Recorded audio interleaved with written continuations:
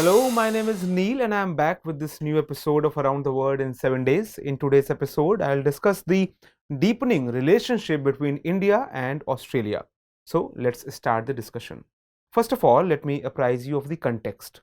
Indian Foreign Minister Dr. S. Jaishankar visited Australia in the second half of last month, that is, in February. In this regard, it's worth mentioning that this was Dr. Jaishankar's third visit to Australia since February 2022. Three visits by a foreign minister of one country to another country in a single year is not a usual thing by any standards. It is an indication of growing closeness between the two countries. It's an indication of convergence of their mutual interests. In fact, it has become an imperative for both the countries to strengthen their mutual relations in order to counter expansionist China and ensure peace and tranquility in the strategically important Indo-Pacific region. Actually, the External Affairs Minister was on a visit to Sydney to participate in the Raisina-Sydney Dialogue. Let us tell you that Raisina-Sydney Dialogue was jointly organized by ASPI, that is Australian Strategic Policy Institute, and India's ORF, that is Observer Research Foundation, on 18th of February. This was done to discuss the Australia-India relationship and how the two countries can further deepen their close collaboration and contribution to a free, open and prosperous Indo-Pacific. There, Dr. Jaishankar expressed his views on various issues like the Ukraine crisis, global economy, expansionist policy of China, stability of Indo-Pacific and corona pandemic. So, as we are all set to delve into another insightful commentary of a high-profile visit, first let's see what significance this visit has vis-a-vis the most pressing global issue of the day, that is the Russia-Ukraine crisis. Now it's clearer than ever that the Russia-Ukraine conflict has set new standards in global politics. Almost every nation has been affected by this, and India and Australia are no exceptions. While India has adopted a neutral policy stance on this issue, Australia vehemently stands in favor of Ukraine along with US and the European countries. However, this has not dented the bilateral relationship between India and Australia. But the way this war has divided the world into two camps, it becomes inevitable for both the countries to make a general consensus on the matters of their mutual interests and protect the bilateral relations from the spillover effects of this war. At times, when China seems to be standing almost openly with Russia, India and Australia have opportunity to further strengthen their relationship. In this regard, China's global expansion and its strategic implications will help bring New Delhi and Canberra even closer. So that was about the Russia-Ukraine war. Now, before moving ahead, let us see what was all in consideration in the realm of economic relations. Speaking on India-Australia economic relations, Dr. Jaishankar emphasized the need for further promotion of investment policy. Significantly, Australia does not feature in the list of top 10 investors in India in FDI, that is, foreign direct investment. Keeping this factor in consideration, Dr. Jaishankar advocated emphasis on investments. He said that investment and trade should go hand in hand as both are interrelated and form the backbone of any country's economy. In this regard, it should be noted that both the countries are finalizing a trade agreement which will be signed during the upcoming visit of the Australian Prime Minister to India.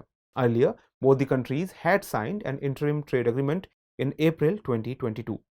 Actually, China again is an important economic partner of both India and Australia. This makes them both vulnerable to the vicious economic policies of the dragon. In fact, China has been arm twisting Australia on multiple occasions. In this regard, the realist theory of international politics says, and rightly so, that strong economic and investment ties cannot change the basic nature of states.